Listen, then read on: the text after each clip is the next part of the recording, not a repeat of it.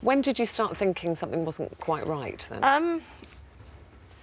About December it was. I think it all started about October, where he said he'd had an accident and that he was in hospital. This is just last year we're talking Yeah. about. And all of a sudden, you know, he used to ring me up every day, about 3 times a day, and he'd tell me, you know, he was all right. But he wouldn't tell you where he was? He wouldn't so he tell said he me was where in the he was. hospital, but Yes. he wouldn't let you know where? No, we did try and find out. But that's very odd, isn't it? Yeah, we phoned all the hospitals, and he said he'd been in there a while and that, like I say, he'd had an accident. And then in December, he told me that he'd moved from one hospital to another hospital and he'd signed himself in as a voluntary. Psychiatric. The psychiatric unit, he told you? Well, there was a clue there, wasn't there? Was, right from the start. What did you think then? Did you think this is very odd? And why would you not tell you where he was? He did show me paperwork when I first met him of him going in before, so I thought it's possible, but I didn't actually put 2 and 2 together. And when did you put, and how did you put 2 and 2 together and nail him? I think I just got fed up, and I said to Charlotte, let's just. Every time he phoned me later on in the afternoon, the sat-nav would always say Barnes Hill. So, sorry, you could hear he was Yes. phoning you from the car? From the van. From his van, so Yeah. you could hear the sat-nav? Yes.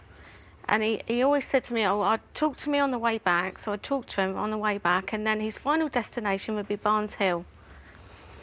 So I decided with Charlotte, I said, let's just go to Barnes Hill and see what's going on. And how far away was that from where you live? Like over 10 miles. 10 yeah, miles. we walked. You walked there? Yeah, we Yes. walked. Well, because obviously we didn't have enough money, to be honest, so Mum and me just walked there.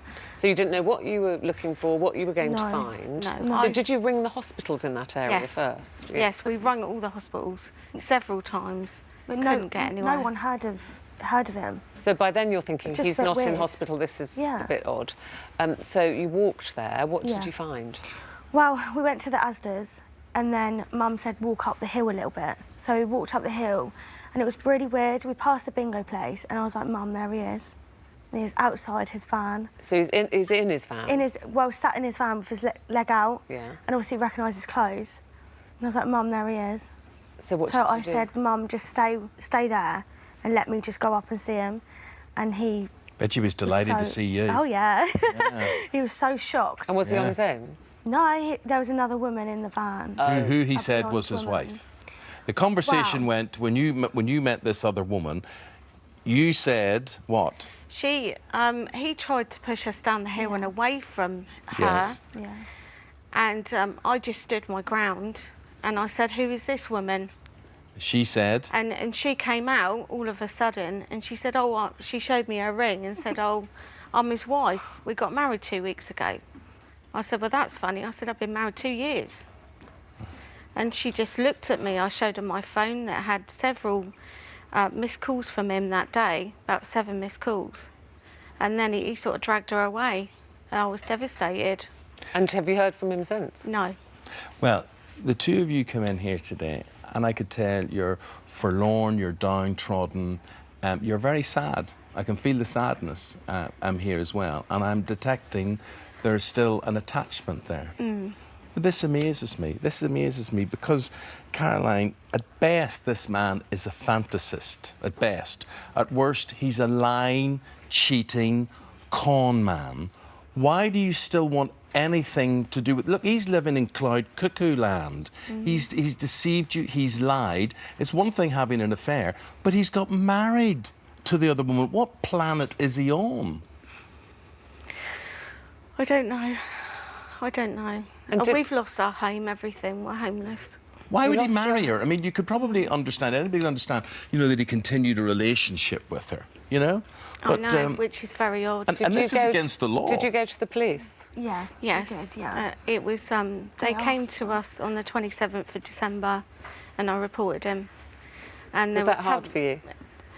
Actually, no, it was nice to get it out, actually, and tell someone, you know, what we'd found. But they actually were lovely ladies and they went straight there. And he was looking out the window, so I think he knew what was coming. So he did admit bigamy. Yeah. He got a suspended jail term and 120 hours community service. Was that enough as far as you're concerned? No, it's not enough at all. It's not. No. Not through... He's totally wrecked our lives. Yeah. Yeah. All the pain and the tears and everything. And your confidence in anything and what you believe to be true, and it's just devastating for you. It's absolutely incredible. Do you think you could have coped with an affair more than this? No. No, because I think the way he's done it, this lady is religious. She didn't actually do anything with him until she got married to him. He actually slept with me right the way up, even the night before he got married.